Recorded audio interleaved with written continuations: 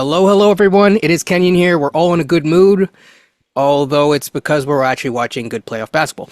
So, State of the Union, part one. We'll probably have other parts because we're not going to be able to cover it all because there's a lot. It was a long season, even though for some, their season is continued. So, we could talk about how one of the picks is now known, but we'll get to that soon.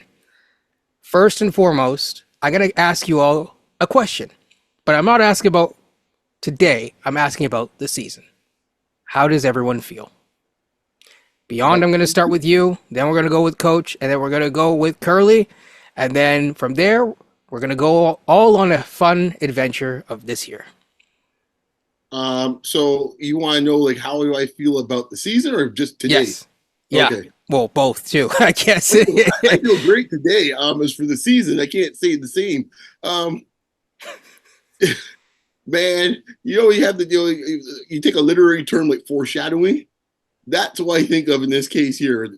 The off season, the moment it starts, like, oh boy, this is not looking good. Literally, the best piece of news that we had, literally, if you want to say, is technically the start of the season with the draft pick last year. That Gradey was, arguably, you say Gradey was the best thing from a news standpoint that happened this year. Well, I'll say not all Raptors fans were happy, even during the draft. There's certain, people that were on the floor, practically, bawling their eyes out that they drafted him.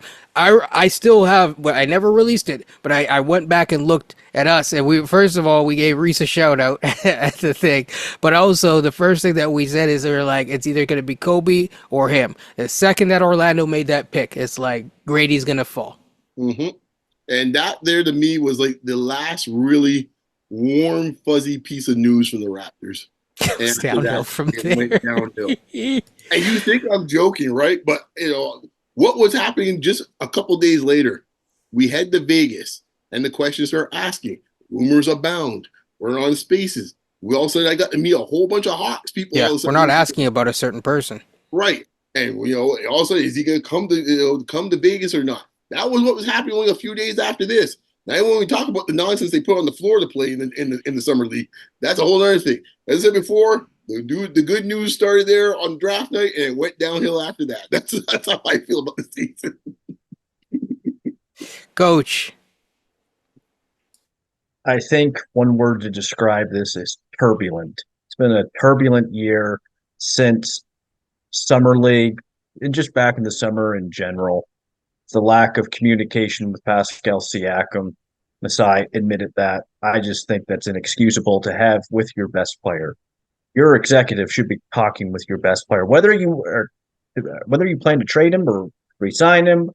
That's fine. Just pick a direction, which is the next point. The inability to pick a direction until about January, when probably this should have been done back in the summer when they had the opportunity to do so. Just kind of set the team back, maybe about 5 or 6 months, maybe a year. What else? The lawsuit with New York, that wasn't good. Like Beyond hits it as well. Pascal not showing up for Summer League.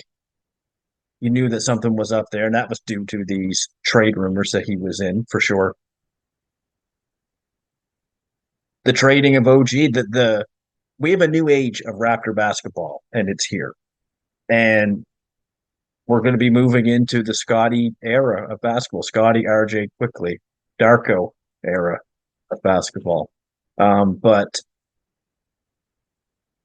I do want to say, though, there are some positives that have come from this season. I think you do have somewhat of a foundation moving forward with Scotty, with RJ, with Quickly, with Gradey. It took them 3 months to figure out what to do with Gradey on the basketball court, which I find really silly. But eventually they figured it out. They put him in situations. They gave him lots of reps, lots of minutes, which I was calling for. Give him reps, give him minutes. Don't just let him sit on the bench. Send him to the G League. You're not going to play him. So that was certainly a positive in that regards. As they move forward, they do have some foundational pieces. But yeah, just one word to describe this year: turbulent. So T for turbulent, not for together. T for turbulent, not T for togetherness. You are correct. Good sir. Curly, your thoughts? Relief. It would be the word that I would use to describe this season. I think, as we all know, there was a lot of question marks surrounding this team, a lot of questions surrounding your best player, and a lot of things went unresolved once again. I thought the offseason before this one was a very important offseason, and we kind of saw a tweak in philosophy with the Gradey pick. I mean, they would have been foolish not to take Gradey at that spot. And I know that he was very slow out the gate, but I think as the season went on, we kind of saw what Gradey could mean to a team that struggles with shooting and whatnot. A lot of fumbling among management in terms of how they dealt with their players. You can argue with the coach selection as well. I don't want to pile on Darko too much, and I know we're probably going to touch on this later, but it's tough when you don't know what your roster is going to look like day to day. So I kind of empathize with him in that regard. But at the end of the day, you're an NBA coach, you got NBA players, you should look a lot better than how you did towards the end of the season. But I get a sense of relief on the positive side of that word is that we went from not having a direction, having a bunch of players with a lot of question marks beside them, to now we have a foundation to build on in the future. That we have some nice pieces to go along with Scotty, and to Coach's point, the Scotty era is here, and going from having aging stars or superstars, depending on what side of the fence you fall on, to have a young foundation to build with Scotty and RJ quickly and Gradey is probably a much more favorable situation to begin, or at least to finish off with, than we did at the beginning of the season. So the way I look at it is this. I feel like in some ways we've only picked a direction because now we're forced to, because we don't have the assets to pick the other direction. Bruce Brown ain't gonna get you much. People are like, oh, the climax of the Pascal trade isn't done yet. We gotta go, see what we get for Bruce Brown. You ain't gonna get much. Nah, you ain't gonna get much. Or you gonna get Bruce Brown? You're gonna get the Bruce Brown of the Bruce Brown trade. That's what you're gonna get, right? You might even get a 2024 pick in the second round in a draft that is not good, that we traded a pick away from because we didn't want to be in this draft. Twice. Remember, it was supposed to be the Poeltl pick. So, and Masai even said himself. So from that perspective, it's been a messy year. That's by M for messy. And not the soccer player people. Far from that. This year, I mean, Beyond touched on a little bit, we still have a pending lawsuit. People keep forgetting. It's now could be the Knicks being petty, but even in the Knicks thing, they threw shade on Darko. They said he's a rookie head coach, doesn't know what he's doing, that's why he's stealing from us. Now, I'm not going to go pile on Darko myself. I do think that there are things where, to use his term, T-for together, he kept the room together. There are positive things to say about Darko. However, the defense, which someone, actually I'll give him a shout out because I don't think he minds. JD sent me a clip today. First presser. I promise you, we'll be good on defense. That was his words. We were not. Okay? I've never seen Poeltl in that many pick and rolls on the perimeter. Sometimes not even in pick and roll. Sometimes, guarding a dude in isolation on the perimeter. Like he's Rudy Gobert. He's not Rudy Gobert. I don't care if he's a top 10 center. He's not Rudy Gobert. There is so much from this season that did not go well, and it feels like it's unfinished. One of the most important things is you never really saw enough of a sample size of Barnes with everyone else on his own. You started to see a little bit of it. There's a 3-game sample size that has Raptors fans saying that we're ready to compete next year. We're not. You look at the pull-ups for Barnes, 17.5% on the season. 90% of his shots that were field goal made were assisted.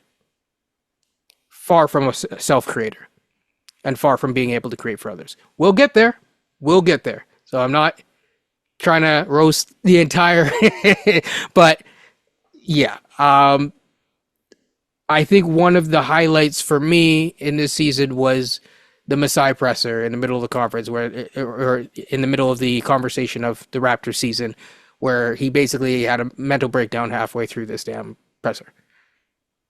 And you start wondering, is this dude still capable of handling this job? So that's kind of how I'm feeling. Not positive. Sorry. I feel like there's a pin just dropped. But yeah, that's kind of how I'm feeling on the season. You guys touched on a couple different things. I think the easiest thing to kind of go to is we'll touch very briefly on, let's say, Gradey. Very briefly. And Coach kind of already gave his thoughts a little bit, but I'll go in reverse order with Curly first. What did you think about his season? I looked at his season as a rookie getting climatized to the speed of the NBA. I look at a player that once operated in space and in a system, trying to find his fit among chaos as they're experimenting throughout the lineup. And the one thing that I loved about Gradey was his mentality throughout. He was always positive. He was always thinking big picture. And I don't think that gets celebrated enough for this season. He was in the lineup, then he was out of the lineup, then he was in the G League and took his licks there. Then he came back and he looked like the player that we expected him to be. While this team was going through consistent change and consistent experimentation, players in and out of the lineup, one thing that always maintained was his effort. He was hustling, he was working, he was trying to make plays that probably doesn't show up on the stat sheet at times, but he's only as good as the supporting cast. And I think for a rookie, and I mean, when you had a team with OG, Pascal, Scotty, Jakob going into the season, and then those guys aren't there, you're not really depending on a 13th pick to send you to take you over the top when you have the other players that you traded for. And then you traded those players for, well, one trade better than the other, but your focus was more of a long-term fit. So I think what was unfair to Gradey is that not we, but some in the fan base expected Gradey's impact to be instantaneous, where there was just too many question marks surrounding this team in order for that to happen. But I think as the season went on, and especially in the later stages, when you got more playing time, which is something that we were advocating for, how do you know what you're going to get from a player if you're not getting playing time? And I think Gradey did the best that he could given the circumstances. We saw him have great games and losing causes, and I think it shows why. Well, one, we don't know why he fell to us, but we are certainly grateful that he did. That when the fan base was calling for other players to be picked and to see how some of their season went out and to see that Gradey was still able to finish on a positive note is a testament to how he is not only as a player but as a person. And I think that's something that we could definitely hang our hat on for the future. Now, before Coach goes, I'm just going to say one thing that I found very interesting is that, and Kareen wrote a really good article. I think I sent it to Beyond, and I sent it to Coach. I forgot to send it to you, but it was illuminating to me because it said certain things about Gradey, right? It said certain things about how Darko is as a coach, and I don't think it was meant to say those things. It wasn't written in a negative tone, but it still gave certain insight. And what it told me is that Darko coached a certain way to start the season to help the front office to evaluate what they had in Precious Achiuwa and Flynn. And I think that kind of ate into Gradey's minutes. To me, you should know what you have in Flynn by the time 4 years comes across. I think we kind of knew what Flynn was. People seem to forget, and it's like the narrative completely flipped where it's oh, Flynn's never getting minutes. You go back and you go at the game log, he was getting minutes. He was getting like 20 minutes a game at times for multiple years. Maybe not all consecutive 5 games in a row, but across, if you aggregate it, he got more minutes than people. You'd be shocked. That's all I'll say. Let me say this before anybody else continues. If our priority was Malachi Flynn and Precious Achiuwa, that was the priority at the beginning of the season, then the season was doomed to begin with. Hey man, we had to see if he was a post hub. You know what? I'm actually glad you didn't send me that article, because that meme of Brad Pitt looking at his phone and just like chucking it? Like, that's what I would have done. I would have just chucked my phone very far. Like, come on, man. Like you said, like, you should know what you have. And this narrative of constant evaluating and patience, I hate those words now. It was a word that I would have a part of my vocabulary, but I hate to use it now. Like, I've heard it so much, and it's like, it's a fool's bet there, Curly. You went from P for patience to P for perturbed. Yeah, right. Oh man. Anyway, sorry, boys. That's all right. No, I'll just jump in on this part because I'll come to my pause in a second. But just to jump off what you two were saying, there's been 3 off-court, I guess, I don't know what you all call them, I guess off-court moments that have been reflective to make sure in this case that no, I am not crazy when I talk to these folks, in this case, be it in Spaces or anywhere else. One was the postseason of, not this year, of last year when Masai spoke. That was illuminating. Oh, so all the things that we were sitting there the year before saying like, yo, this doesn't look right, what's going on here? He pretty much confirmed what we all thought. Second touch point in this case here. As far as I'm concerned, I'll keep on hitting on this nail. The JJ Redick, talking about what his interview process was, which pretty much confirmed another thing that I thought in this case that was going on in this point. And it kind of that they don't know what they're doing.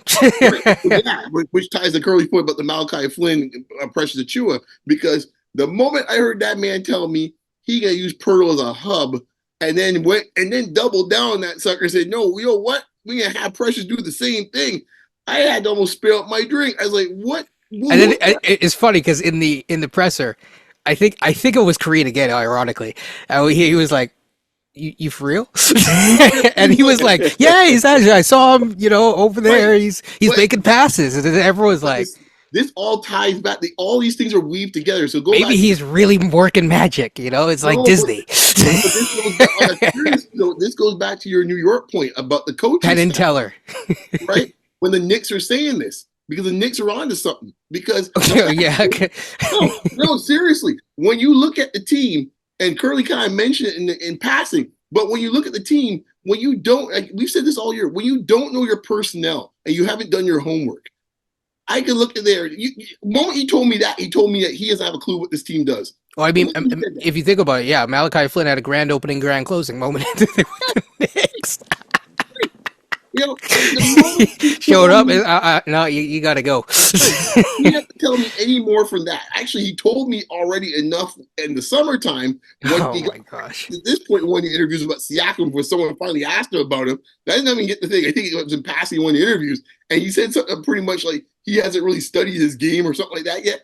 How the France you got your star player? You haven't looked at his game yet. You just got the job. Like, and at that point, it wasn't just on the job. That was like from summer all the way till then. You'd think at least the intel that you're getting from the Knicks, you get one of the emails would say something about Pascal. After you drop 50 on you, you think you might have a little something to do that. Yeah, you would think so. So you're sitting here looking at this and you're going like, this dude doesn't do his homework. But at least to another point that we'll get to later with him, because I'll hold him back for a little later. As far as the positives, though, I won't say much more about my man Gradey, White Clay, my man doing his thing. So I stuck with that from day one when I saw him in February of the year before. That's the boy we need to draft. And he's held it firm, man. So, Gradey, props to you. Props to you to keep, to hold on to the rope and then let go when these jokers are trying to find every way for you to let go. Good for you, young man. I'll go in a little bit of a different direction. Props to the New Yorkers, man. Props to the Gotham boys, man. I mean, I'll give it this way. What I do like about both of them, this is what happens when you come from a certain system. You can say what you want about Tibbs. And obviously, RJ and Tibbs had their run-ins in this case here, and to some extent, quickly was frustrated with his play time. But at least what Tibbs does do when he has a team, he has accountability and he expects professionalism. And one thing those two fellas do in this case here, they come in there. To me, when I see those two speak at a presser, at an interview, whatever it might be, there's a certain type of level of professionalism that the rest of these guys, if you had to drop an alien down on the planet, you had to say, okay, how old do you think this guy is, RJ or Quickly, how old you are? And then kind of look at some of the other guys on our team that are around the same age, you would swear they're 10 years older, just how they present themselves, right? My wife, in this case, when she heard Quickly talk after about the second time, she goes, she didn't know much about Quickly in this case here. She's like, oh, I like him. I just like how he talks in this case here, how he presents himself. There is something to that, man. There's something to that. And we got a lot of guys out here just want the vibes, no shots intended. Look, man, I want W's. I want folks to be professional. I don't care about your damn vibes. Do that on your own time. I want W's, okay? So to me, Quickly and RJ, at least they bring professionalism. So props to them. Their games seem to be at least morphing into some type of consistent way they're figuring things out. RJ had it from day one he came here. Quickly, as the All-Star break came afterwards, I saw a different version of him that I started to like a lot more. So I'll give them shouts out. I ain't really got much else to give for the rest of him. I'll say this. My apologies. I'll say this. I appreciate in this case here the gradual improvement by Scotty, because there is improvement and that needs to be acknowledged. I thought he had a good season. I don't think it's as good as everyone want to make it out to be, but it's a very good season. It gives you some hope if you're a Raptors fan, some promise that, okay, we might have something here. What it is, we still ain't sure, but we ain't at death's door now. Because they could have gone that way too. If people don't realize in the NBA, that could have gone very much the other way. So thank goodness about that. So those are my three things that kind of jumped out at me. Right. Coach, your thoughts? The Malachi Flynn point that you made earlier. This has been this continuous narrative that Nick Nurse was wrong and we are right. Nick Nurse tried to tell the front office, these guys aren't that good. Coach, they should have bet the under on that. Oh, whoops, sorry, Jonte. Sorry, continue. No comment on that. Nick Nurse tried to say, we need a backup point guard. We need a 7-footer. They got him one. Probably not the best one for the players around him, but that's another discussion.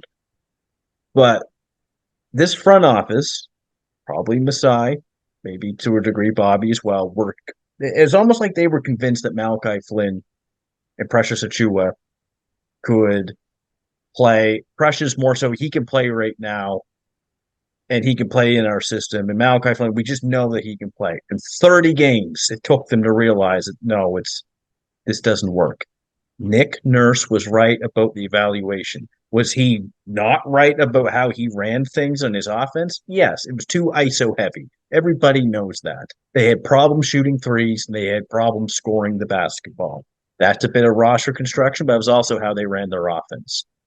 Point is, he's gone now, and I'm just glad that they can move forward, but they better not screw this up for Scotty like they did for Pascal.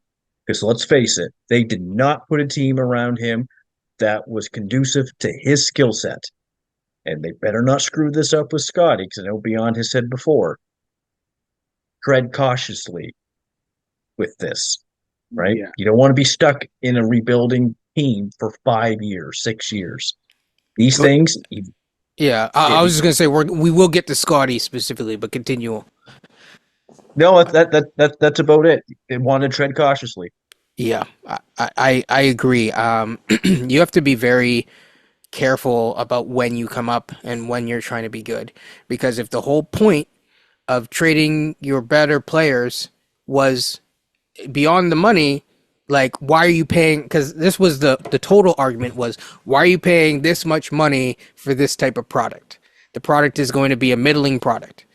Then you got to make sure that you're in when it comes up that you're paying for a better product.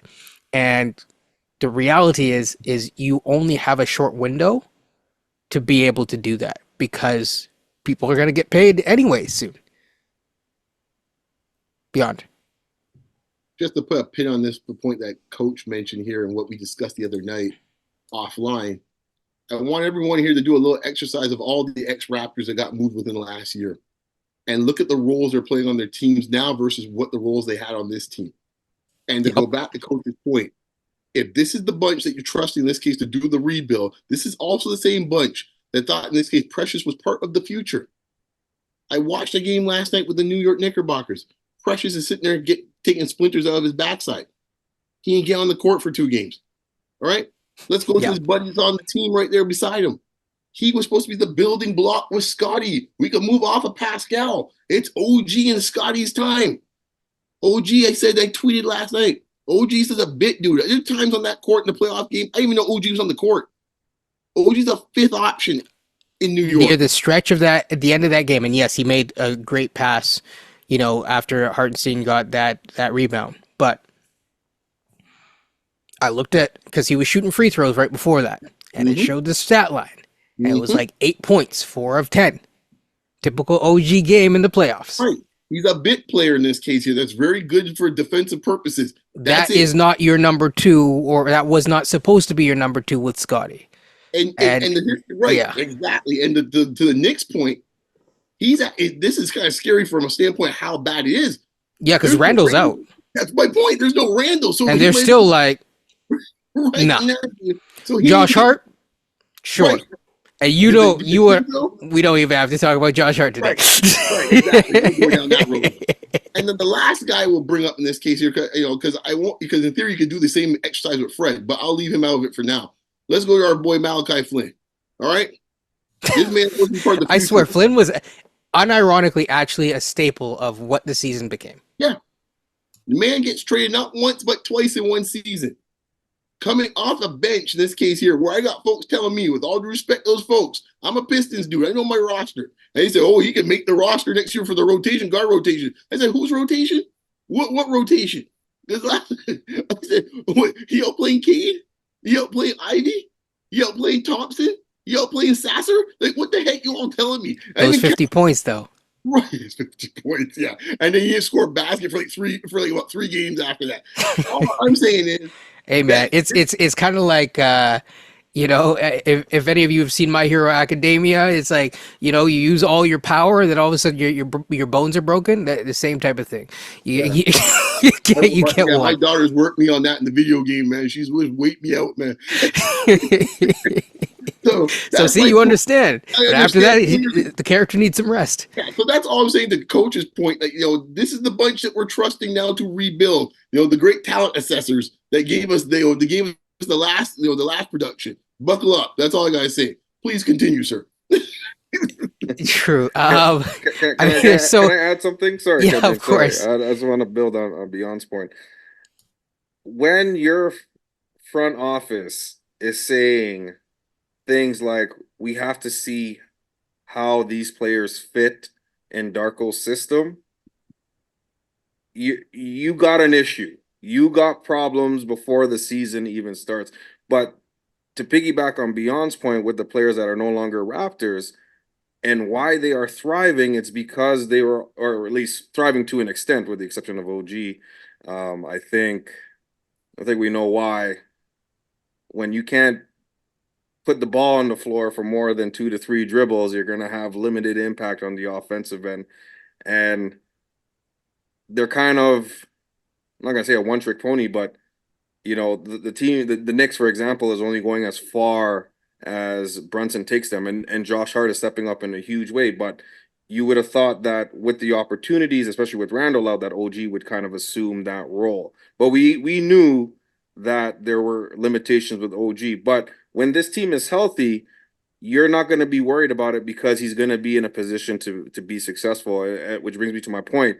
These guys were asked to do beyond their skill set, beyond their abilities, and yet somehow some is still surprised of what the outcome was. And hopefully, to Coach's point, that they've learned from this experience with Pascal failing to build around him, failing to find complementary pieces for the players that you were trying to build around and put them in a position to be successful with those complementary pieces, with the offsetting skill sets, that history is not going to be repeating itself. Sorry, I just started cracking up because I re-noticed your background again. Hey, that right there is how I felt this season for two reasons. One, how the season finished, and two, it's a reminder of when I locked in a bet where I felt that the Raptors were going to get more than 36.5 wins, and that obviously did not come to fruition. So I just watched... Hopefully you weren't getting fed information on a Discord. Hey, listen, if I followed that guy, I might have made some money, man. That's true. Actually, you might your money might be frozen because. That's true. but to Curly's point, though, the irony is, who's the one player still playing the same role he played when he was here? Only one. Only one. Facts. Technically, he's got an upgrade on the role. I was gonna say so too, but I played it safe. But I agree with you. Hey, I said it just right now. I'm looking right now. Only one player has over 10 shots in this game, and he's just so people know the splits. Currently, he's 60 and 66. Oh, let's toss in some rebounds, some assists, 0 turnovers. I see Pat Bev and him chatting. How interesting.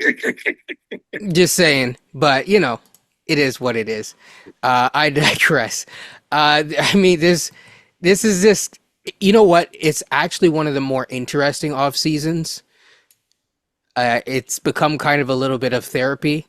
You've seen people lose their mind over this entire off season. Let's jump ahead and let's talk about some of the players, but in in sections. So first, we're going to actually work from the bottom and then go to the top, and see where what happens from there. So, end of the rotation. I'm not going to talk about Malik Williams. I'm not going to talk about Kawhi 2.0, Jamias Ramsey. Sorry. At the end of the season, he was still on the team. Yeah, no, he didn't make it.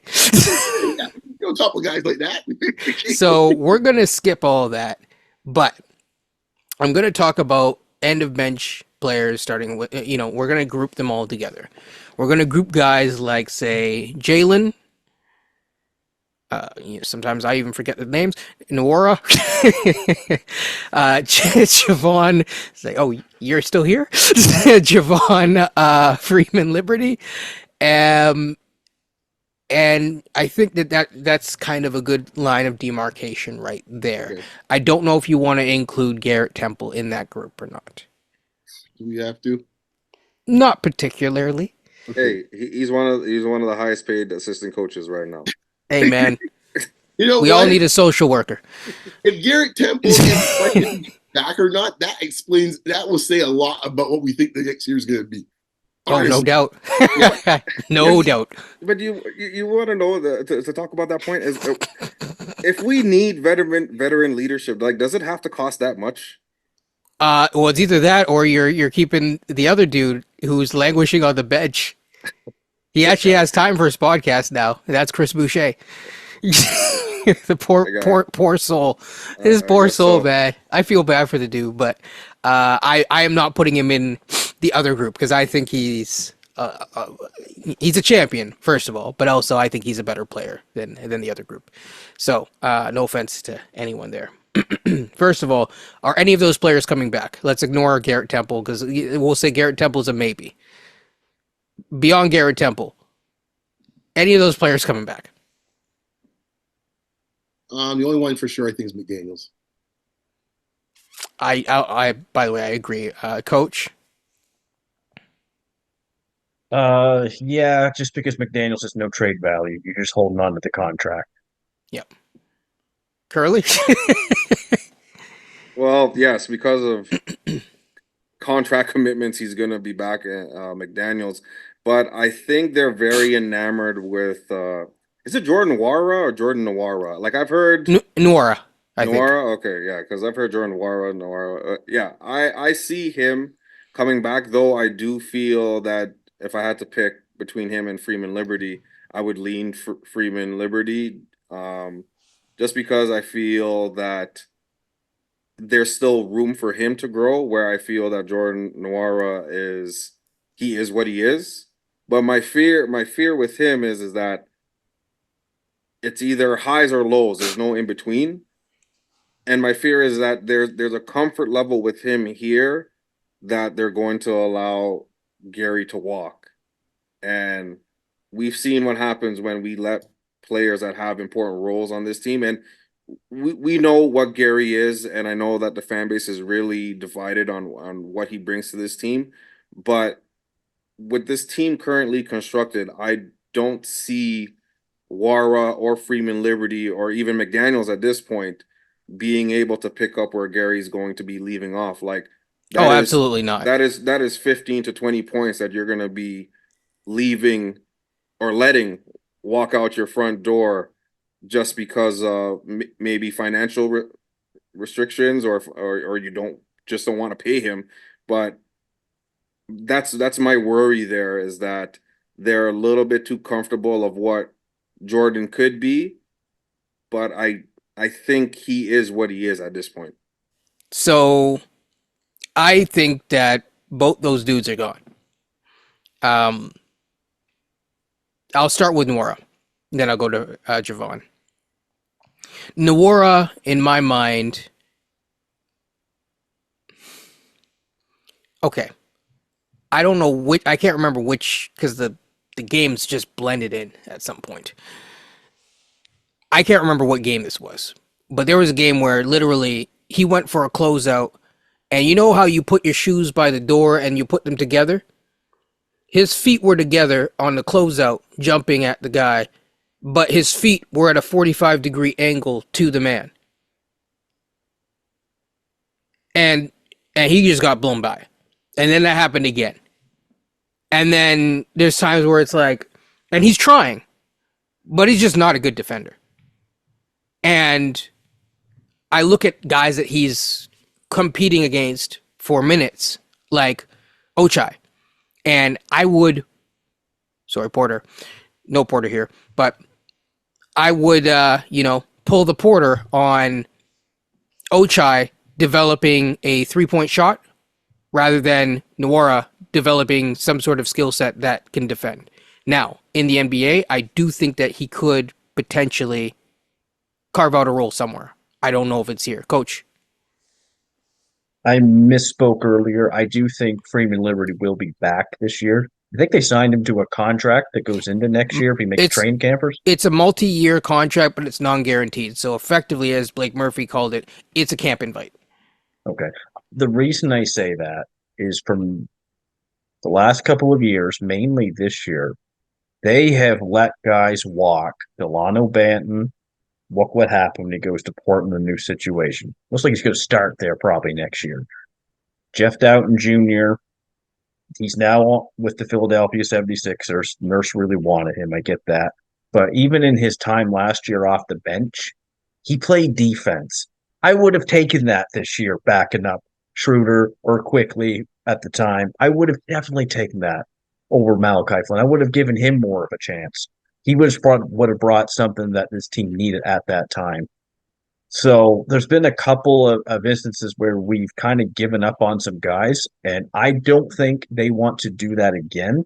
Freeman Liberty was leading the G League in scoring for a time this year. I think he's at like 26 a game. I think if he is your 15th or 14th guy on the roster, that's not a bad thing to have. Yeah, so if you're going to decide between the two, it's probably going to be more likely to be him. But the reason why I don't think that he'll be around is two reasons. Number one, the end of the season, they kept giving these 10 days at one point to guards. So that's the first thing. The second thing is the way that they want him to play is not the way that he plays. So they're trying to and then also they're giving him a role in the G League that is not the same as his NBA role, and they're expecting that to transfer. That's a problem. It's a problem for him, and it's also a problem beyond that. I mean, so I like him, but I don't know, depending on how the draft goes, I don't know where he's carving out minutes. And I don't see him as a point guard. And so then it's like, well, what kind of, and this coach kind of sees roles very traditionally. So where does that leave him? And I think that that's a good question. Beyond, you haven't spoken for a while, so I'll get your input on this. Honestly, I don't have much to say because I don't think any of those dudes are going to be around that much. So I don't really want to waste a lot of oxygen on guys that probably won't be here. You're like me. like I want to, like Javon needs to survive Summer League, basically. Right. Like those are the guys like, you know what? Here's the other thing too. It's a numbers game. If we get 3 draft picks, who Yep. you worried about? Those jokers or the 3 draft picks? Because that's the other thing is like, even if you cut Javon, depending on what happens with GTJ, you're now at about, I mean, I did the calculation the other day because Porter's now, he's gone. So you have 2, maybe 1 roster spot. Yeah. You know what? I do like Freeman Liberty, so I'll say that up front. I like him, but as someone said before, I know how this franchise works, man. Unless you're a star guard, they just go through guards like no one's business. They don't care. They're a dime a dozen of them. They just ship them in, ship them out, whatever. So like, you know, it's true. They don't, man. They haven't. And I think that's one of the weaknesses when it comes from them from a talent evaluation standpoint. They don't know how to evaluate guards. The ones they should be putting in like some work into, they discard. The ones that they shouldn't be putting work into, we just spoke to our Exhibit A just now. We give them 4 years. Like they don't have a clue what they're doing when it comes to guard evaluation. I don't know. They've been so drunk off the supply of 6'9" guys that they have no clue what anyone's under 6'9" looks like anymore. I mean, we had 30 players on our roster at one point this season. That's what I'm saying. So no disrespect. That's crazy. I want to pull back. Say, no respect for the fella, disrespect for the fella. I hope they find a job somewhere else in the league, but it won't be on this team in this city because I know how these dudes operate. And, okay. DJ Carton or anything. Okay, you know what? Yeah, let's skip that. Okay, we'll just. Hey, I will say that having 30 players on one team for the season, that's like Messiah playing with real life fantasy. You know, that's like what you do in NBA or basketball fantasy. It's pretty ridiculous. But I will say this to Beyond's point about the guard evaluation. Do you want a scoring guard or do you want a point guard? Because you need both, right? Yes. You definitely need both. So are you going to allow Freeman Liberty to be what he is, and that's a scoring guard?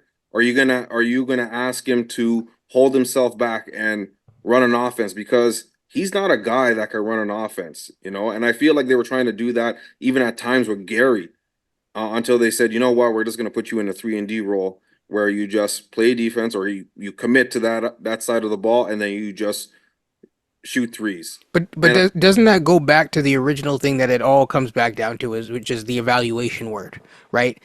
By now you should have evaluated what these guys are, right? You should have enough intel, and you should know what they are, and know whether or not you have the time, the reps, or whatever to turn them into what they're going to be. There was, you know what's funny? At the end of the season, after all the talk of ball movement and stuff like that, one of the things that Darko talked about is that next year they're going to put guys in challenging situations and basically prepare for ISO basketball. You know what? Like,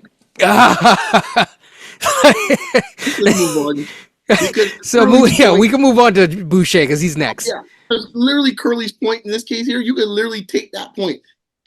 Take out Freeman Liberty and insert Banton. It's the same argument. Remove Banton. insert Flynn. It's the same argument. Remove Flynn, insert Doughton. It's the same argument. Like, it's the same thing every single time. All I know is if I'm at a presser and that dude is praising me, I am going to update my LinkedIn. Your bags, my friend. Because it happened. But my question is, like, when are we going to allow these players to be who they are? Like, why can't we just get players? You want the real answer? Team? No, I know what the answer is, but I mean, like, at what point are we going to learn from these experiences? You know, like, what more needs to transpire in order for us to understand, like, mutiny. Mutiny. Truly, though, I mean, that was essentially Eric Koreen's article. Yeah. The guys that had where the guys are going to film practice, but mocking the coach's accent and stuff. Oh my goodness! Guys breaking off plays and doing their own thing. It was supposed to be a positive article, but it was like, I'm like, man, Gradey, you tried. Oh man, crazy man.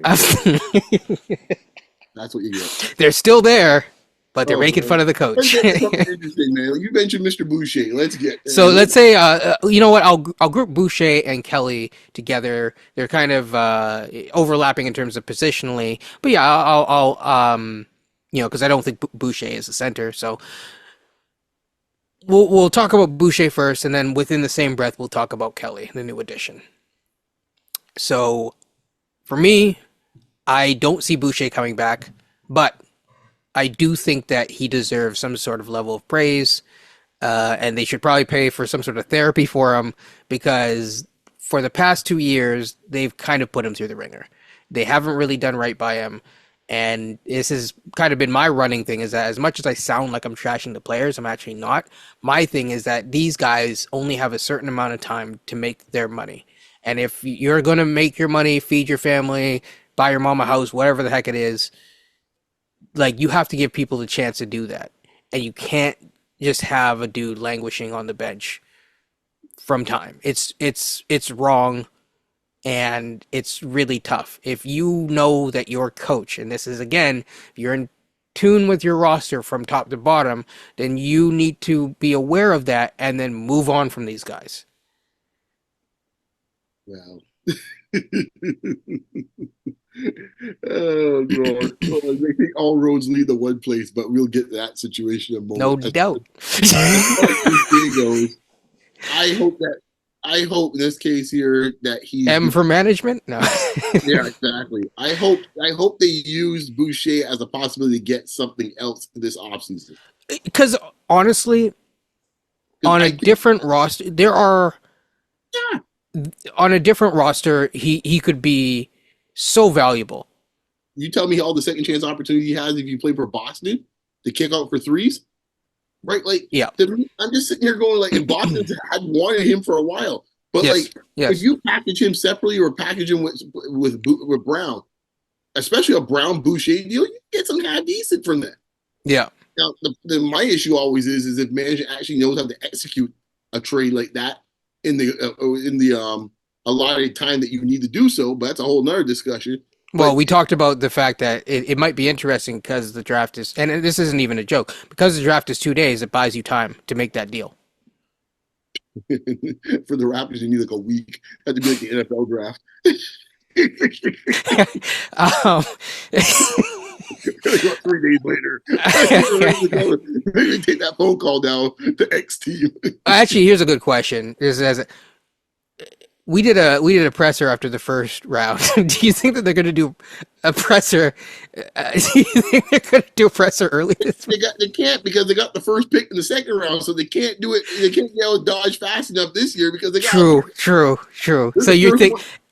Do you think it's going to be after the pick? Will they wait the whole day, or you think? Oh no, man! Like that second, they make that pick on day 2. Man, they got the bags already packed. They're out the door, man. They ain't worried about Gotcha. Back to Boucher. Curly, I'll get your thoughts. Sorry, I'm cracking up. You know what I find interesting, and to your guys' point, about they did Boucher dirty. Yeah, they certainly did, but if they didn't do right by Pascal, I don't expect them to do right by Boucher. Let's get that out of the way. But I think you had a player like Boucher and you insisted on playing Malik Williams tells you everything about how they value Bruh. Boucher. No, it is what No, it it is. is true though. You know what I mean? Yeah, that's It is what it that's is. so disrespectful. I like. The dude shot 26%. I think Malik Williams is a testament of talent evaluation. Oh know? man, Like how is it that teams like man the might need a Heat- statue. right? But how are teams like the Heat keep finding these gems, or like even Denver, San Antonio? You can go down the line. Like everybody else is having success finding these guys in the G League, but the most important point in all this is that when they take these guys from the G League, they're not asking them to do anything else beyond what they saw in the G League. They're like, we brought you here, go out and be yourself. You know what I mean? And I think one of those players, that come to mind that they allowed him to be who he is Terry Rozier. He was bouncing around for a couple of years, and then all of a sudden he got called up, and they're like, you know what, Terry, go and be a bucket, and that's exactly what he has been, and he's able to create generational wealth for years to come. But back to Boucher, you could have used them, you could have played him anytime that he did get minutes or had an opportunity. He did something positive, and you could have turned that into something useful or whatever Darko's vision was. And then instead of that, you just allowed him to just take up a roster spot to respectfully, and instead of putting a player that you could possibly use, like possibly turning him into a backup point guard. There are plenty of teams that could use Boucher's talent. Boston for sure. Phoenix could. Sorry, you said backup point guard. We get rid of those for free. But I mean, at least Boucher would be able to contribute something positive to some teams. Like all these teams in contention. You mean to tell me that none of them could have used a player of Boucher's caliber? I think it's completely discouraging. I would be very surprised if he comes back, because it's clear that Darko has a type. He likes to facilitate a big man that can, you could run an offense through. But again, I feel like they're only doing that because of their guard situation. Like Emmanuel Quickly, I think he's going to be a great player down the line. I really do. But is he a facilitating point guard? Can't I know he wants to be, but is that his strength? No, he's a bucket getter. So are we going to allow history to repeat itself by making the same kind of mistakes? So don't get me wrong. I think Kelly was a necessary signing given the fact of how many blunders we've had up until this point. So I think he is going to be necessary, especially when he's asked to run a second unit and not starting. I think you're really going to maximize his value that way. But I would be surprised if Boucher comes back. Yeah, and I think on the Kelly point, ideally he's not your center. He's not a center. We've seen that at 3 stops before this. I know that maybe not all those teams had synergy accounts to look at, but he played center at other stops, and ultimately he can as a stopgap, but it's not you can't rely on that. And we saw it at the end of the season, towards the end of the season, right? Like he had good games, but there were other games where he was just gassed. I mean, you saw it in FIBA even. Well, yeah, that's true too. It's just like, could we get a dude who could buy some time? And it's the same kind of thing. And to be honest, I don't know why they had Kelly, out there at the last few minutes of the season. That last game, it's like, why is he playing? You're risking injury for what? So yeah. But who else are you gonna play? Right? Malik, I guess Malik Williams. Yeah, I guess so. Yeah, you're right. He's got to try to earn his money. And he's just worried about his Canada national basketball. Of course. Concerns. Of course I am, man. We have a chance, with how these playoffs was going. Embiid may not make it, man. Got to give us the best chance that we can. So in the next group, I put. I didn't say my Coach. Boucher. Oh, sorry, my bad. Coach, I'm Bouchering you. Yeah, Boucher make it. Oh man. Um, Don't so worry, Coach is a valued member. We got Kenyon We're not trading Coach. Kenyon Ryakovich over here. We're not exactly. We're building The start around Coach. Yeah. All of a sudden, Coach gets traded. Sorry, Coach. So I have mixed feelings on this. For Boucher's sake, he probably should be traded just so he can get an opportunity somewhere else because the way that he plays basketball, and you're just watching the playoffs right now. Energy matters in the playoffs. You get guys who are just specialized role players, they make a difference. Guys who are good at battle and go for rebounds, something that he does well. This organization, you guys mentioned about how they evaluate guard play. They've changed how they evaluate big guys now. How they evaluate big guys is different. They want guys who can facilitate over the high post, look for cutters, screen. Boucher, not really. Game does not fit that, quite honestly. But here's the flip side to this. Boucher works his tail off. He'll never shortchange you for effort in a game. And that means something when you're trying to build a culture. Amit mentioned that to us actually one time, how this team has zero culture right now. But when you see a guy like Boucher on the court who's giving you second, third, and fourth efforts trying to rebound a basketball, that goes somewhere for a young team. So in that regards, he could be valuable in terms of this is what it looks like to work on the basketball court or in practice. But for his sake, no, he should not come back. He should get an opportunity somewhere else. It will be tough maybe to move that contract. It's not the best. I think it's like 11 million or whatever it is, especially as teams are starting to tighten up their budgets a little bit. Might not be the easiest thing to do. So we'll see how that goes, but I suspect he'll be gone. Stan Van Gundy made that point. Beyond and I have talked about it a number of times. I don't know if Beyond wants to touch on it right now. So I'll leave it to Beyond to close us off on the Boucher thing. I think as far as I guess energy in this case here, and just the culture point to add to what Coach was saying, because it's really a good important thing. I don't know how we're going to build it here, but yeah.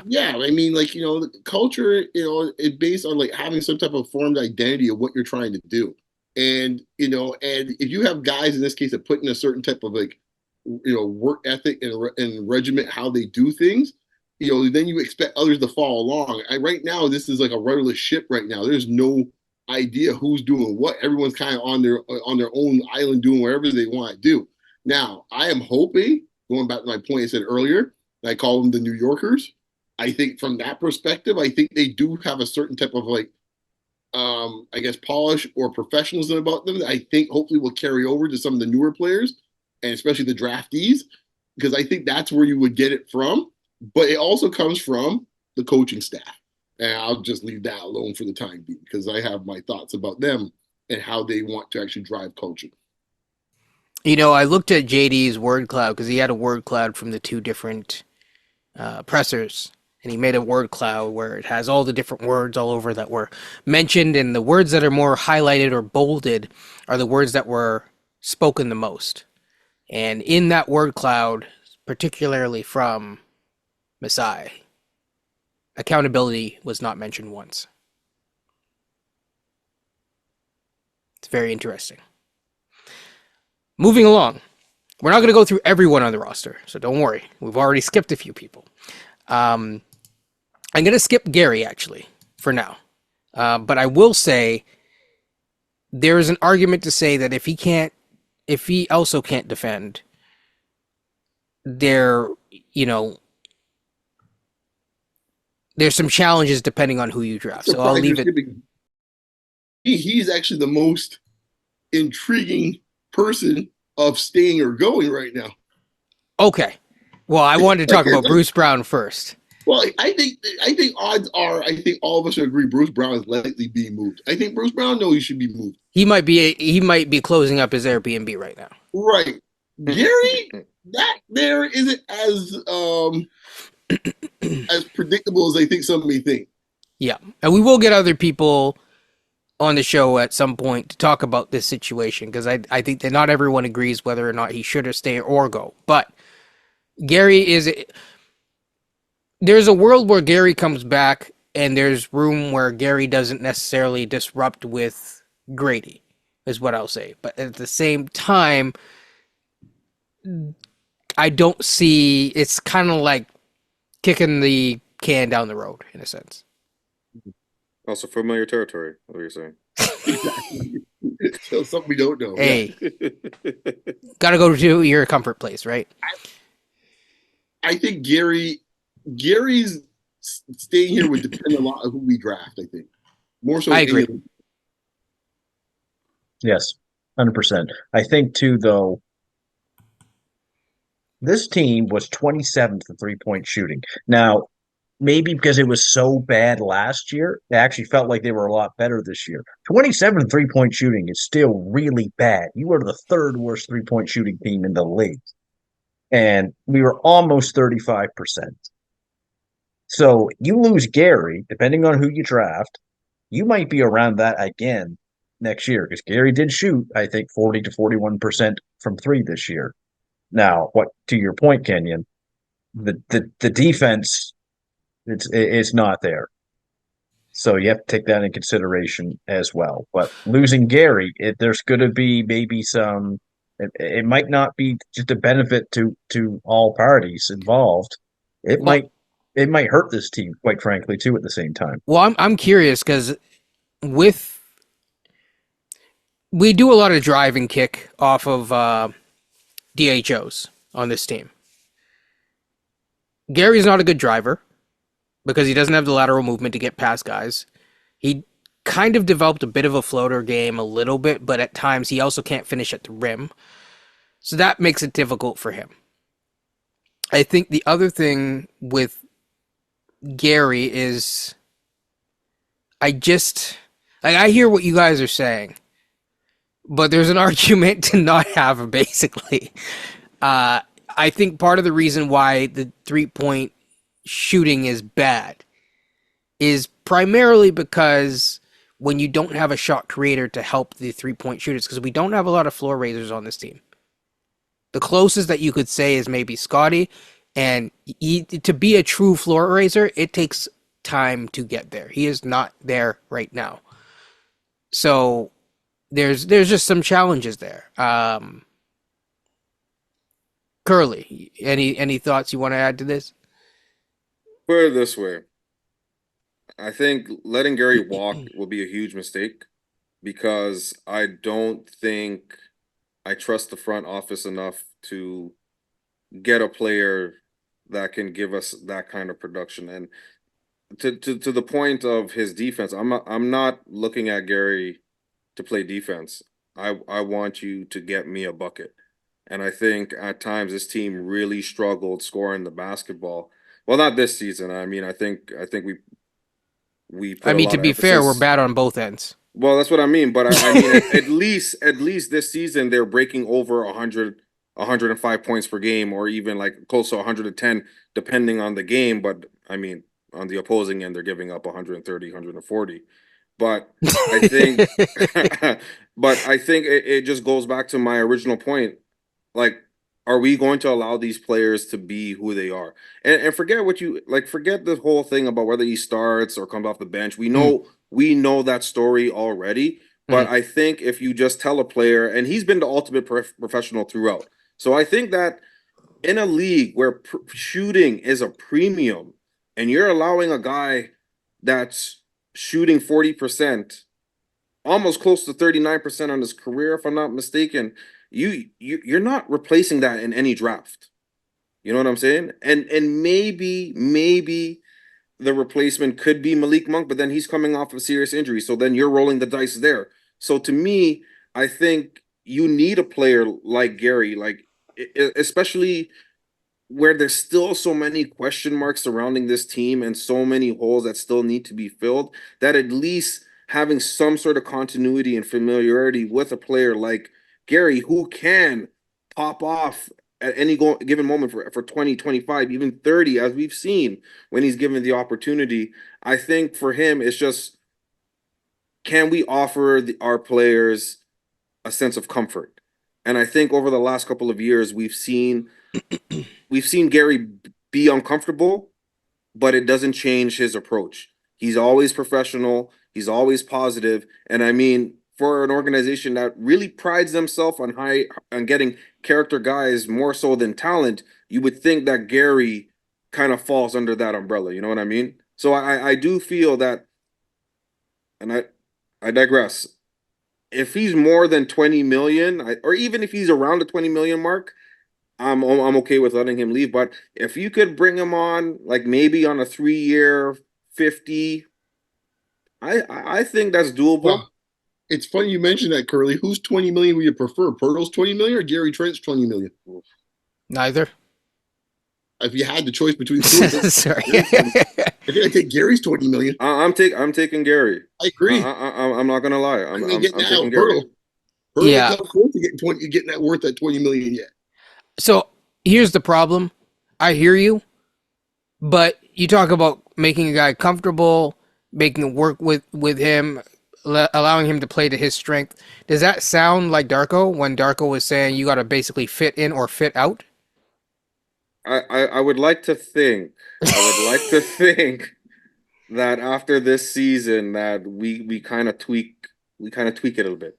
I will say I've never seen a guy coming off this type of a season, regardless of being a rookie coach or not, look so comfortable in a damn presser. He ain't changing nothing. Facts. This Probably, dude yep. believes 100%, and maybe other people do, but he believes 100% in his system, and that ain't changing. And so, unless Gary can become a much better playmaker,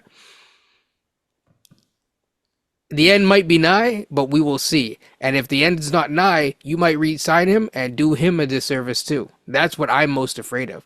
Yeah, no, I The other hear thing you. is how often do guys take a pay cut to stay at a place in his situation at his stage in his career? The market's going to dictate a lot of this, though, for Gary. He's one of those Yeah. guys, when the market is hot for a player like him, he can get a lot of money. If teams are going to be more protective now moving forward because of the new CBA, he might be lucky to get 20 million. You know, if the I Raptors, think he's more closer looking at the mid-level. I'm thinking exception. 17. I'm thinking I think 17. that's too high. Like I really do think he could get the full mid-level. There might be a team maybe willing to eke out a little bit more to 15, but I think you're pushing it. Because if people are gonna penny pinch that much, I don't know if you're gonna be opening the wallet even a bit for that. Well, put it this way: if you're gonna allow guys like Noara and Liberty walk, right? Like you already have a thin guard. You're already thin at the guard spot to begin with, right? So maybe 15, 17 for Gary is not that bad because you know what you're getting from him. It's just a matter of, are you going to be able to build, I guess through the draft and through this cap space to kind of plug those holes, like I said. Are you gonna find the players to offset the other players' limitations? And I know we're gonna touch on this later, but we're really gonna see what this front office is made of.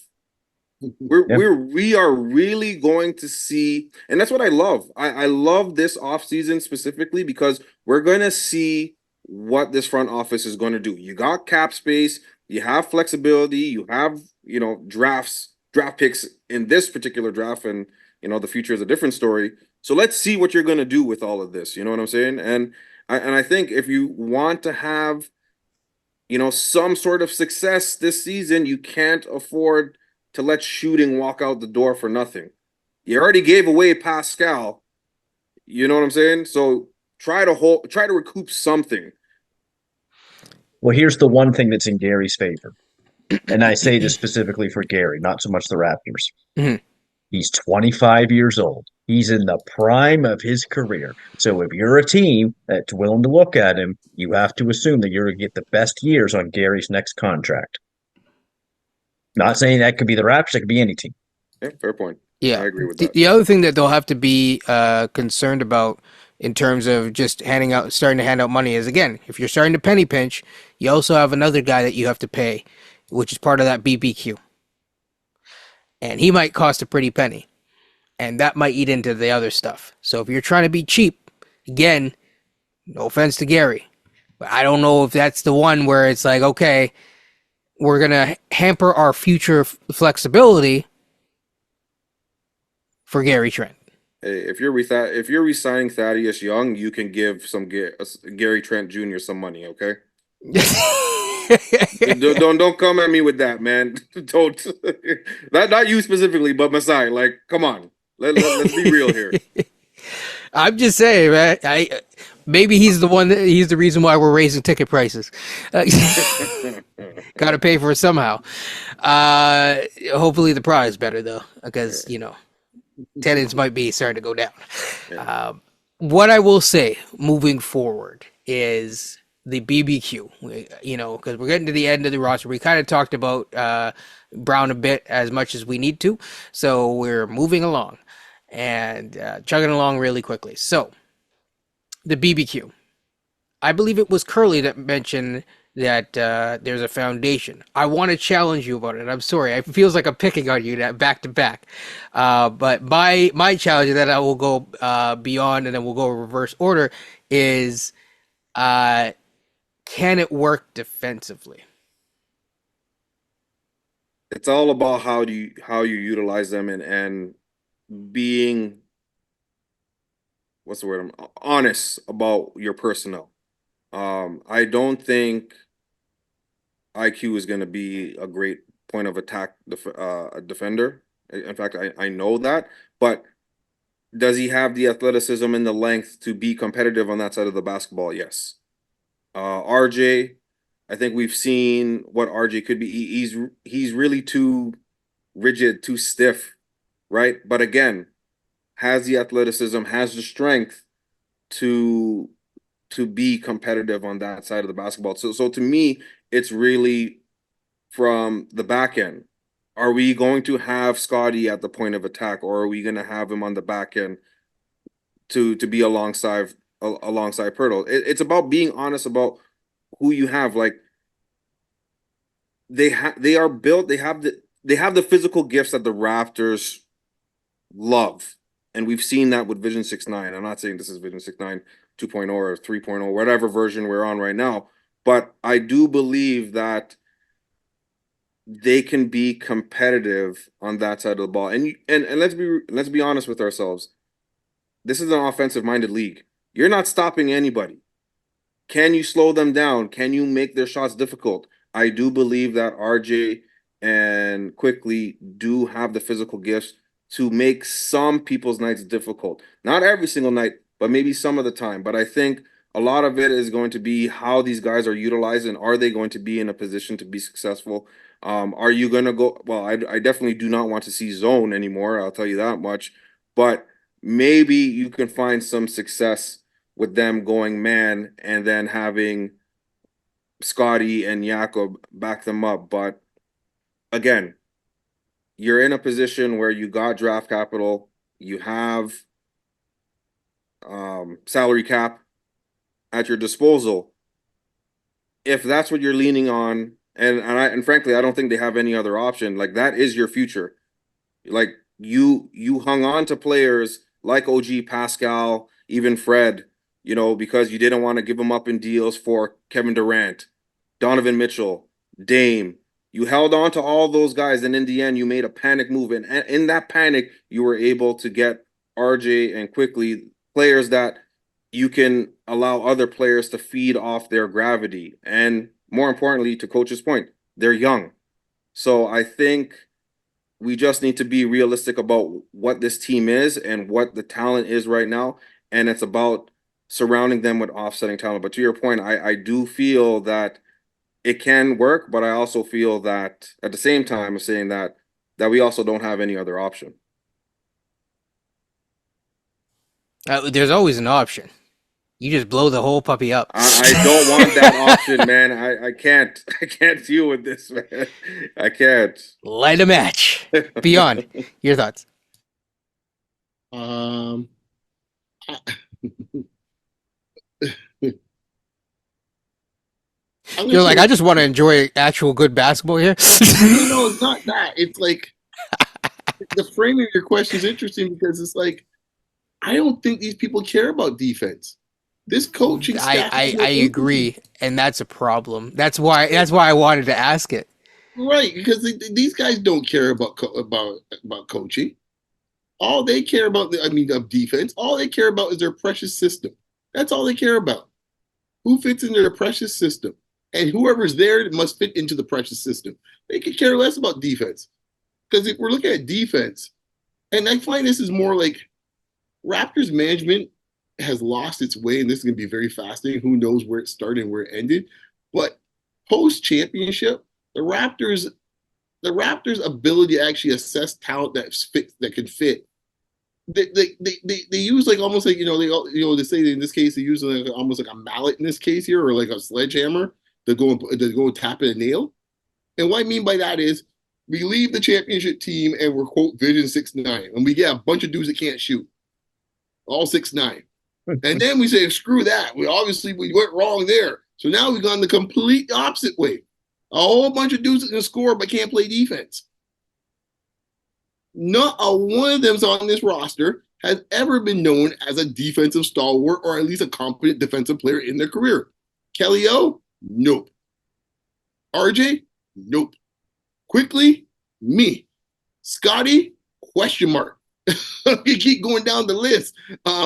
Poeltl, nah. Don't mind the fraud stats in San Antonio. Nah. Keep going down the list. You're sitting there going like, Nawara? Come on now. GTJ, please. Like none of these guys have been defensive stalwarts at any time in their careers. So this is the point I keep asking you guys, like, I'm expecting this year by some miracle that the components of this team that are going to be back next year, all of a sudden somehow we're going to just be a better defensive team. Now I don't see how that's possible.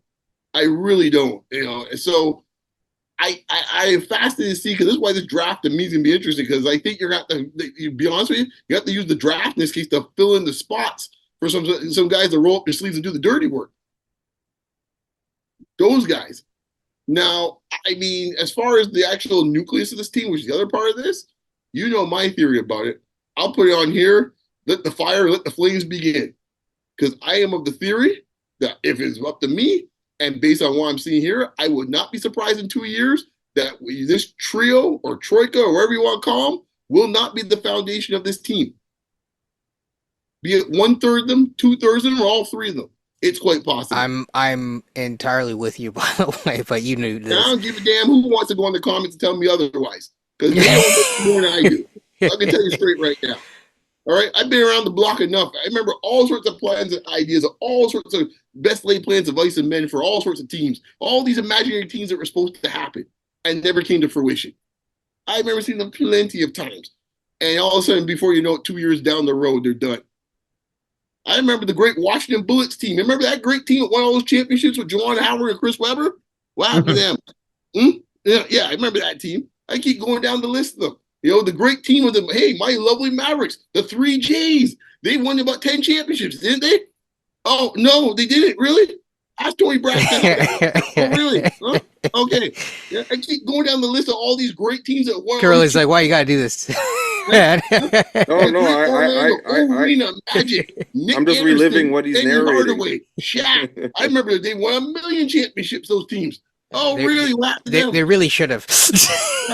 Right. So to assume that this bunch. I mean, a perfect example is Vince and T-Mac. Right, Vince and T-Mac. Where else you want to put there? That was these things happen way faster than people realize. Right, and all those teams I mentioned, folks, just so you're counting at home, they're much more acclaimed as teams than the one we got right now. Oh, 1,000%. And some of them with like just two dudes. Right. So don't tell me about, this is the future and no, dude, this is the NBA. 2 years from now, we might be seeing a whole different cast of characters. Yeah, Coach. I have so many thoughts, but Coach. I do think they have a foundation though to build with, but as Bobby said, this is about building with Scotty, surrounding him with shooters and high IQ players. But to So- reiterate, defensively, do you think that it's a foundation? Those three? Yeah. No, only Scotty. Scotty's a very good help defender. He's good at somewhat pretty good at recovering and being versatile and stuff like that. But I don't want him guarding Darius Garland or Dame Lillard. How many times did we see that this year? That makes zero sense. You're going to burn him out if he's guarding the best player on the other team, if it's a guard, a forward, or a center. And if he's number one option, you're going to burn him out even more. And we've already seen him try to guard Garland or John Moran or some of these guys. It just doesn't work. I want Scotty to be guarding maybe the second best player on the team. Maybe it is Jason Tatum he's guarding. He'll have to do that with this current construction of the team. But yeah, no, like you got to put in better defensive pieces right now. Sorry, I'm just smiling because I'm looking at a game. But be honest. I'm gonna put that here on Coach for a second. My philosophy is always this in the playoffs. Since we were here looking at the playoffs, I think you at least need 7 guys that are two-way players, guys that you don't have to get exposed on defense, and in this case on offense, they're not going to be sagged off of. The question I would ask Coach and anyone else in this case here that might be in the comments, wherever the case would be, if you're in a playoff scenario, is Scotty a liability when it comes to the playoffs with some of the guards you just mentioned there, right? Say somehow with a miracle thing we get Milwaukee next year and Dame's still there. Do we not think in this case here, Doc, in this case, they're going to say, hey, man, we're going to see a lot of this. Come on up here, man. Come on down. A lot of this. They pick on Scotty in this case out there in deep water, because I think so. And you got at some point in this league, when it gets to playoff time, you got to be able to guard a man. Like, no scheme's going to save you at that point. That's what I love about the playoffs, especially basketball playoffs, because no one's going to save you, folks. You're going to be out here for 2.5 hours. Everyone's going to see you exposed, whomever you happen to be. And be it from the most acclaimed players like James Harden to who knows what, to D'Angelo Russell struggling at times. If you can't guard your man, you're going to get exposed in this game in the playoffs when spring. Yeah, and that's kind of my point. My point isn't Scotty. My point is his coaching staff putting him on Darius Garland, putting him on Dame. It's not Scotty. Do we not have Emmanuel quickly to do this right now? To guard someone around his size? Coach, I'm going one step further. Yeah. You may have no choice because the other team's going to come and bring a pick and roll to get the switch onto Scotty. So at some point, Scotty's got to get better to move his feet that he can at least stay in front of guys competently. Because if he can't do so, then what all you're going to see is this happening all day long. Pick and roll, guard comes up, gets the switch on Scotty, and it's barbecue chicken time. That's what you're going to get. And until Scotty can do that, no scheme, to be fair to Darko or any other coach, no scheme will save him. We're sitting here watching the Pacers. At some point, you got to get into a man. Now, this is a team supposed to be this horrible defensive team. When they're ready, they can play defense. As we see tonight, they're getting in people's grills. Right? I would argue they okay. Do the Pacers have better defensive personnel than us? And that's saying something. In some ways, they do. Yeah. They do. Because, right now, we have no center as good as Miles Turner on defense. You can also argue that they have better athletes, right? That too. Yes. Right. So I again, I coach, to Coach's point and beyond, I hear exactly what you're saying. But again, I think it's about being honest with yourself as to who you have on the floor. Right. And I think we can agree that the trial is still out on what this core is going to look like in the future. I think on paper, the idea of them is nice, right? But is it going to be successful in the long term? I don't necessarily know that for sure. But what my whole point of saying all this is that they are built to at least stay competitive. You know what I'm saying? I'm not asking IQ to clamp up. I'm not asking RJ to clamp up, but who's that third guy? And I think that's where free agency is gonna go. I think we're gonna be searching for that glue guy. We gave up OG, and guess what? We're gonna be looking for another OG right then and there. You know what I mean? Right. I guess to kind of just put a cap on my side of it, what I'm referring to in this is a word that Kenyon brought up a few minutes ago: accountability. Because when it's all said and done, that's what I'm saying. They could get all the personnel they want. But if we're not holding people accountable when the time comes for this time of year, you got to start that in the regular season and preseason. Because when it comes to this time of year, ain't no one saving none of y'all. I'm talking about the players. No one's saving you. You know, you're going to be sitting there getting flamed in this case from Instagram to Twitter to wherever else. And on ESPN, no one's coming to save you at that point. Well, go. I'll just make this last point. When you're talking about the defense, you had mentioned how this is like bare IQ Barnes. Gradey's probably going to start at some point. So Gradey and RJ become your wing defenders in a sense. Is that going to be good enough? And to me, that's what I was going with. Oh, so okay. No. Continue on, but that's exactly in my mind. I'm like, because Gradey's probably going to start. Gradey is okay as a defender at times, but it's and even to Curly's point, you bring in a couple rookies, maybe a couple of them are defensive, but it's a rookie. You're getting used to the NBA. I hear you, but then you get examples like Case and Wallace, defending and preventing. Curly, there's no Case and Wallace in this draft. But I know that, but yeah. But what I'm saying is, it's sorry. What did you say? Ryan Dunn actually can defend. He can't shoot. That's the problem. Do you trust us to develop Ryan Dunn on the other side? Oh, and that's the question, and that's the big question, right? No. Yeah. Right. Like I think we all know the answers to that, right? So, Darko might not be around for that long, anyways. I mean, to be perfectly honest, because the way that this dude, we'll get into that another time, but the way that this dude was defensive when asked about like his new boss was quite interesting, to say the least. And to me, it doesn't, like even when his boss was asked about talking to him and the other dude covering the other team, the other dude talked about Brendan first. I said, I had a nice chat with Brendan. That was his first response. And, and with Masai, and his first thing was, it was different. When my mom tells me that food tastes different, is not usually a good thing. Fair enough. So Mr. Pelly. I'm just saying, and then he capped it off by saying, change usually follows me. That's the phrase. That's the phrase. But we still have one more guy to talk about who we have not discussed.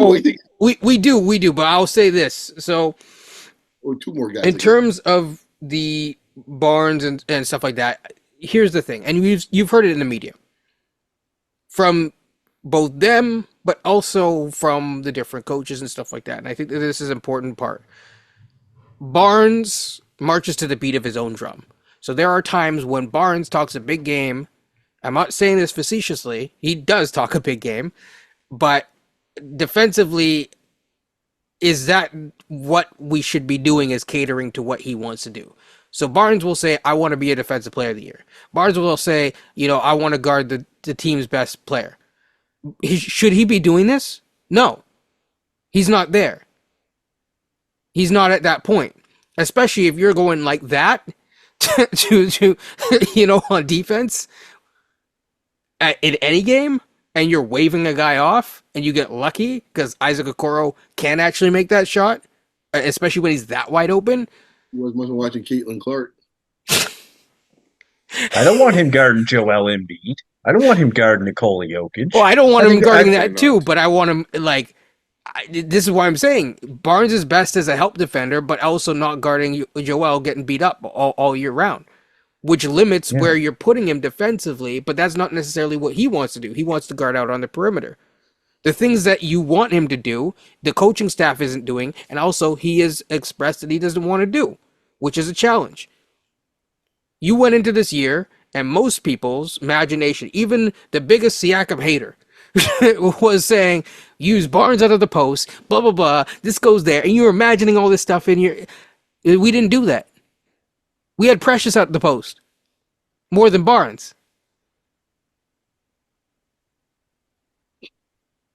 So I don't know how it comes all together, even offensively, because we saw more of, partially because of injuries, the New York guys, as Beyond says, And the person that he was most glowing about was ironically RJ Darko was in the postseason, or the season ending presser. And I just find it really interesting from that perspective because I don't know how Barnes should fit in versus how they will utilize Barnes are two completely different realities. And I want people to remember how they think about Barnes, how he should be used versus how he actually is used in the upcoming season. And I want people to remember that. I challenge people to remember that because how he should be may not be how he is.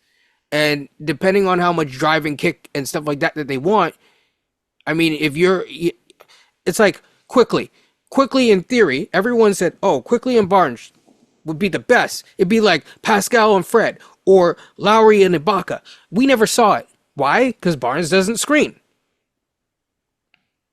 Why doesn't he screen? Is it the coach? Is it Barnes? I don't know. Do you know? No one knows. I think but that's my theory about it. I do. That specifically is probably more coaching, I think. Yeah, I would like to think it's more coaching. I think he screened more under Nick Nurse. No, I'm not putting that on Barnes. But what I'm saying is that's a skill set that we should be developing. We don't do that. But then somehow it's going to work next year. Yeah. Because everything gets sacrificed for the beautiful system, Kenyon. Don't you know that?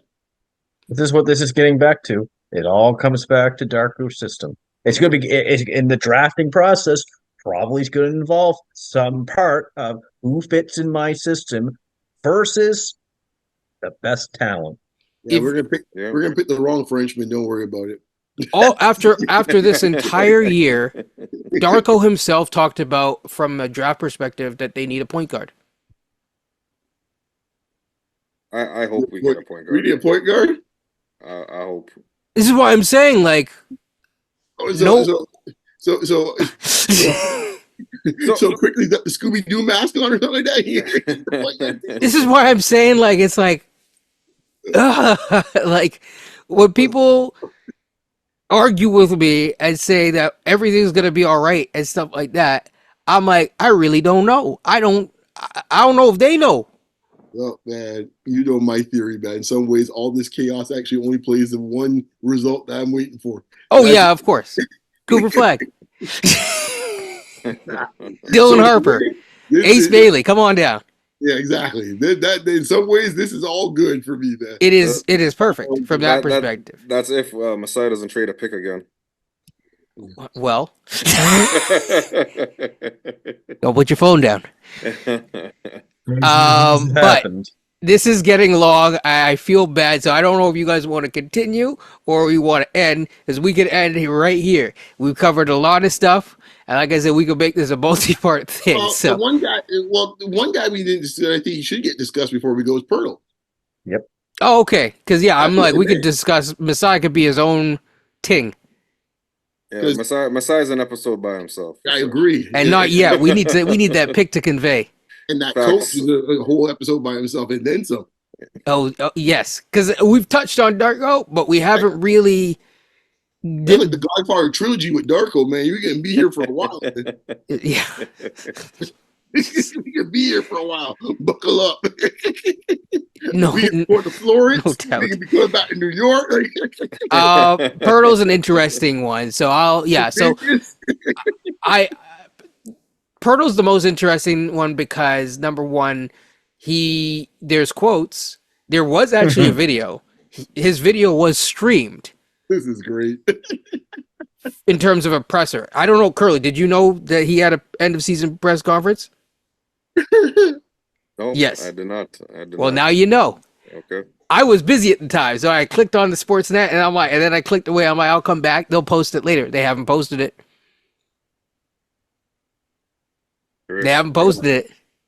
Poeltl's my man, for this reason, man. Because Poeltl seems like you saw the quotes. Yeah. Poeltl's like the only one here, kind of like looking here, like it's like the Twilight Zone for everybody else. And Poeltl's like the only one, like, am I the only one saying here, like actually see what we're seeing? Poeltl's got this look like, you all see what's going on around me? Like, what's going on here? Oh man, Poeltl is not He basically built for this. said that it was worse than San Antonio. Man. I Poeltl's mean, we not- kind of saw it. Like, Oh, no doubt. we did see it. So, I mean, But- that's one thing I can appreciate about Poeltl. He's honest. Yes. Yeah. He is definitely honest. And that was the "get me out of Dodge" quote right there, please. If I've ever seen Well- one, man. Like, well, my think about- bags are halfway packed, man. Like, just get me out of here. He signed a contract assuming that we were going to compete this year and moving forward Yep. with Siakam staying on the team. Fred, I think he probably knew with Fred the writing might have been on the wall, stuff like that. With OG, he knew was probably up in the air. But I think he was signing a contract thinking this team's going to have Siakam and Scotty and myself, and they'll add some pieces, and they'll be somewhat competitive. And, maybe once Scotty develops, maybe we'll be able to make somewhat of a run in a couple of years. Well, we just did a complete 180 now. And as Masai's presser when Siakam was traded kept saying flexibility, which is just another word for we're going to be cheap the next few years. Well, who's got a big contract on the books right now after Bruce Brown's? Technically, it's RJ, but it's Poeltl. He's the next one who's going to have the big contract. And Poeltl is getting towards 30 years old. And you know what? He was in a rebuilding situation in San Antonio. Why the heck does he want to go through another 4 years of another rebuilding situation here? Add flexibility to Curly's list of I was gonna say that's another word that I really despise. Flexibility for sure. Flexibility, evaluation, man. Evaluate. And patience. Patience. Yeah. But beyond you had said a few days ago, I think, if you're Poeltl's agent and you hear Masai say this could take 3 to 6 years, get on the phone with your frigging agent, look at the playoffs right now, find a team that doesn't really have a center who plays remotely any defense, and then see what you can, hey, my guy wants to come to your team now because you don't want to be in a rebuilding situation. Yeah, I mean... Yeah, does Lou Dort want to come home? There's the most obvious team, but even a team like Sacramento as a backup center, they could use a little more size there. I was gonna say Sacramento would be an interesting team for sure. Yeah, I think Boston could use a little more front court help. They're pretty thin. The Pelicans might get. Yeah. Sorry, continue. I was saying Al Horford's about 60? I lost track at this point. Come on, man. 59, man. Put some respect on my his name. apologies. OKC might be a team. They might want to move Chet to the 4 and have Poeltl at the 5 to offer some physical protection because Chet in this series against the Pelicans right now, he's going to get some elbows from Jake. Yeah, is there a worse center that he can face the first round from a physicality standpoint? Because even the Joker has his moments where he get physical, but he's not necessarily that throughout the whole game. But man, JB's playing one way only. through your chest, right? All the time. Meat grinder, man, all the time. But He's still a bucket. A bucket. It's crazy. Hey, I'm telling you, JV would look mighty nice with this current iteration of Raptors. Here's the problem with JV, and we saw it in the playoffs just now. At the end of the game, he's still being played off the floor. So, because they finished with Larry Nance, right? Yes. Yeah, but there's some flaws with that. Oh, yeah, of course. Right. But I will say this. with Poeltl here as a Raptor. I know we're kind of getting off track a little bit. I think with Poeltl as a Raptor, I think Masai has no choice but to make this thing work. They have to figure it out. Like what you gave up to get him. That's what you think. But or at least kind of amplify his value. And I mean, I think it's going to be interesting to see how his fit is going to be. I'm going to say short term because definitely long term is probably not in his vocabulary right now. But I think there is some value of having him here in a screen and roll situation with IQ. Okay, so Curly, let me ask you this thing. Your point, let me use your term. If you're looking to amplify Poeltl, and you think of Poeltl's best attribute. No, I'm not amplifying Poeltl. I'm trying to amplify IQ. No, right. But I'm saying if you want to move off of Poeltl, that's what you have to do. Yeah. You mentioned it. He is a good screener. Right. Unfortunately, this offense, we don't screen. Yes. Right. Even Poeltl runs in DHOs and he doesn't screen quite as much. Right. On Yeah. defense, he has his things a drop coverage guy. We don't play that. Yeah. Yep. So how do you expect to move off of him if you want to? Because literally everything this coach does is the opposite of what this man's good at. But don't forget, Masai said be patient, right? Yeah. But the other thing is more important. No, the thing that he said. Sorry, Kenyon. The thing that he said. Yeah. You want to see how these players fit in Darko's system. that too. But the other thing too is that, again, even if you're running more pick and roll with IQ and Poeltl, then what does that leave Scotty to do? You're gonna just have him Probably stretching shoot. the floor from the corner? I mean, Is that really what we're numbers doing are really good. So I with mean, a dude that's supposed to be the number one option it on the does team? fit. It does fit. Doesn't that seem like what we were doing with Fred and Poeltl? It does fit. Hey, you got the stats. These catch and shoot numbers are really good. So if you cross on gravity and you kick it out to your Right, dead the eye, gravity of Poeltl. your Scotty Barnes. There you go. Great. That's the offense right there. Because this is what I'm again. That's why I was saying, like, how does Scotty fit into what is the Scotty of it all? Because if that's what you're optimizing, then you're not optimizing Scotty, and then you're back in the same situation, but worse because Poeltl ain't no bucket like Siakam. No offense. Well, hold on 1 second. You're on the assumption they wanted to optimize Scotty in the first place. Oh, I thought you were gonna say, hold on 1 second, Poeltl's a bucket. No, because I think that is where we assume the wrong thing. Because You're right. You're right. Everything is for the system. That So is it doesn't true. really matter who the player is. Who says That's they're true. optimizing for Scotty? And I don't think you're being facetious either. I think you're being dead because serious. in this case, once again, the other element in this case I said before, I forgot Right. to mention this. The Eric Korean article also confirmed what we thought. Because Yes. Scott was breaking the plays. Why? Because he was exactly. Why was he? Because he was setting up, spotting up the side, just like Siakam, breaking the plays. And I'm sure RJ was doing the same thing. I haven't read all this. 100%. Right. So there you go. But everything is to the system. Everything's for the system, man. Illuminating.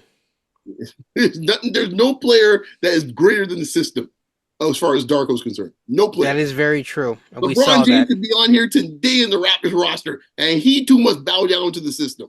Who would That's win in a Darko. fight, Blatt or no? Right. This all I can think about right now is the Showtime TV show when who's the coach that he's playing before Pat Riley comes on. Yeah, the guy that was hovering in the air. I can't remember his name though off the top of my head. I can't think of it now, but like he kept saying, it's the system. We got to play the system as he looks at Paul Westphal, Kareem Abdul-Jabbar, Magic Johnson. You got to play the system for us to win. And eventually, what happened? Yeah. Magic said, "Yeah, you take your system and go somewhere else with it." That's what happened. The guy's burned Well, out that on and he it. had a stroke, so Yeah, that you and Norm mixing the your system took him out, man. Up this day, I don't think Debbie Allen likes Magic Johnson for that. Up this day, man, you and your system can get. Okay, so like that's my point. What I keep saying, when you have coaching zealots, watch out, because sometimes you could get Phil Jackson as a coaching zealot, and And it doesn't necessarily mean that coaching zealot's a bad thing, but it can be a bad thing if it's with the wrong fit. Because how often do you get a let me put it this way. How often do you get a new coach on any team and the very first thing that they're saying is the system and who fits in the system? Well, that's the thing, right? You and know, you have to have the talent in this case to supersede the system. So it's all great for Phil Jackson to say, "Yeah, I want to play the triangle," when he's got Michael Jordan and Scottie Pippen, and Shaq and Kobe. Yeah, go ahead, try it. Our system. They're going to make it look good anyhow because of how great those players are. Correct. But then when the system comes to New York, how's the system look then? Not as good. No, not as good. Yeah, that's what I thought. When it gets tried in my team at Dallas, and I got homeboy used to work there with Tex Winter. I used to work with them on the assistant coaches. That was a coach for like a cup of coffee in Dallas. This is what we've had. And again, this isn't necessarily us saying that he's a bad coach or not, although I lean towards that. But I will say this. His own boy, Schroeder, compared him to Blatt. Don't forget that. Shout out to Olu for getting that interview. Boy, that's like a Lady Macbeth special right there, boy. That's a special right there if I ever seen one, boy. Right in the back as he left out the door, guy. And I think a perfect place to leave off. Absolutely. So with that being said, it's been Basketball Rewind. We're not done talking. We're not done. But we'll leave a lot of the other stuff for another day. It's been good. We didn't even talk about the Jonte Porter stuff. We didn't even talk about Masai barely. You know what's so great about this team? They will always give you something to talk about. Hey, man. That's a positive. That's a positive. I was always told to leave people wanting more. And that's what they did this year. They left people wanting a whole hell of a lot more. So, definitely. That being said, like, comment, subscribe. Curly, where can they find you? You can find me at Live by the 03 on X/Twitter or on Instagram at Live by the _3, and I'm available on your favorite platforms. I do have some stuff coming up. Gonna have an end of the season wrap up, and got some draft stuff coming up too. And yeah, just stay tuned. I appreciate everybody, who came along for a ride, because boy, it was a bumpy one to end the season. Sorry about that. Yeah. Bumpy. It was like a car crash, man. But what's so great is I get to share this pain with you guys, so I appreciate it. Yeah, you find out who the real G's are, boy, at the end of the season, man. Trust me, man. Let me tell you, those reactions, I appreciate everybody, but man, they were tough. They were tough. But hey, everyone, please support Kenyon Basketball Rewind. Coach, Beyond, you guys are a great trio. So everybody, do yourself a favor, check them out. They are entertaining, as you can see. Appreciate it. It's There's a longer episode. That's what I learned about Beyond as the season went on. The punchlines, he's good for those one-liners, boy. Let me tell you. So yeah, thank you so much, everyone. Take care and peace.